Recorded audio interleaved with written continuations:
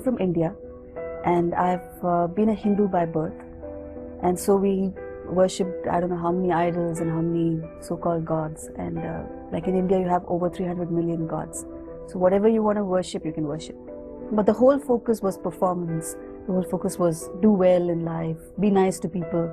Then I got into one of the top schools in India for MBA, business studies.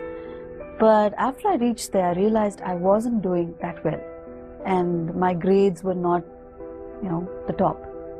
So I started getting depressed. I started feeling, why is this happening? Why am I not doing well? And I started sensing that there must be something between me and God that has gone wrong. Otherwise, God wouldn't let me go through all this. As I started just saying, I have to appease the gods. I have to make them happy with me. I'm really desperate. If I don't get help, I might go crazy. Or I might do something. I might run away or kill myself. I don't know. And I was so down.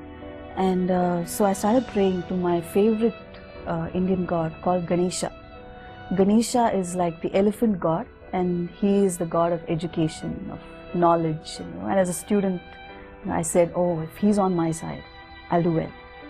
So as I started praying, I closed my eyes, I knew the shlokas by heart. As I prayed, I saw a male tusker, a big, huge Indian elephant, charge towards me as I closed my eyes and prayed. And I opened my eyes and I said, this is really bad, because even my favorite god, Ganesha, has turned away from me. But they're not telling me why. What did I do? If they'll just tell me, I can change. And no one was answering. And then I remembered I had a Gideon's Bible, a little small Bible that I had got free in school. And so I opened that and I started reading. I don't even remember what I read. I don't know what I read, totally I don't know. But in a matter of few seconds, something very tangible, and which was almost like white light. When I sensed it, I knew it was so clean, it was so strong, and so forceful. Just flowed through me, from the top of my head and flowed right down to my feet. And as the flow happened, just lifted off so many of my fears and burdens. My sister woke up, and she says it's about 2 o'clock in the morning or something. I don't know, I just don't remember. And she saw me and she said, my goodness, your face is glowing. Something has happened. What happened? And I told her, don't worry, Jesus is there. He'll take care of me. So the next vacation, I came back to my home city, and I met the pastor of my church in India, which is New Life Fellowship.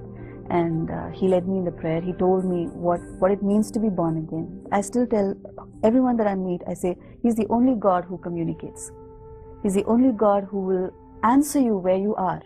A lot of my friends immediately turned away from me, called me names. They've said, oh, you're a fanatic, you're a rebel, you amount to nothing, you're a waste, because now you have Jesus as a crutch for you. I had to confront my own faith, my Hindu religion, I had to confront. And it was difficult initially, because it's like, why only Jesus? What's so special about you that is different from all my other gods? Because in the Hindu faith, it's like all roads lead to the same God. Everyone somewhere gets to the door. But it's not true. Only Jesus is the door. Only Jesus is the one person that we can go through. Everything else is the wall. And you can never get past that.